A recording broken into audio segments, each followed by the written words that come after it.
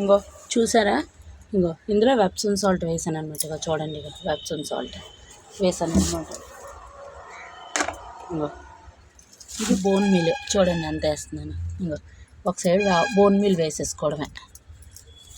తర్వాత వేపపిండి కావాలి కదా, ఇక్కడ పెట్టానబ్బా.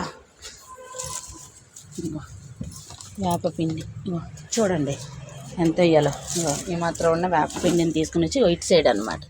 ఇంక ఇటు సైడ్ వేసేసి ఇలా పెట్టేసుకోవడమే.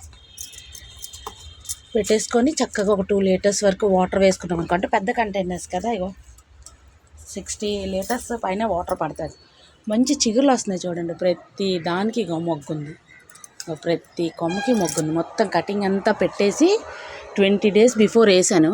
మళ్ళీ ఇగో ఇప్పుడు వేస్తున్నాను. ఇగో చూడండి ఎంత చక్కటి మొగ్గు వేసుకొని వచ్చింది. ఇగో చూడండి, ప్రతి కొమ్మకి మీరు చూసిన ప్రతి కొమ్మకి ఉంటుంది. కంటైనర్స్లో ఎందుకు రావు?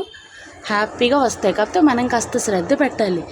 బయట పువ్వులు కొంటాం కదా, ఆ పువ్వులు ఎంత డబ్బులు పెట్టుకుంటామండి, 20 రూపీస్ అయినా సరిగ్గా రావు. అదే ఇలా ఒక 3 మొక్కలు పెట్టుకున్నాం అనుకోండి, చక్కగా రోజు వారి పువ్వులు వచ్చేస్తాయి మనకి హ్యాపీగా.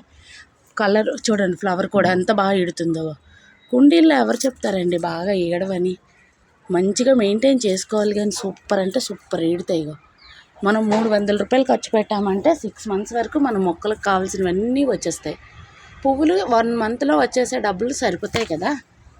సబ్స్క్రైబ్ చేయండి ప్లీజ్.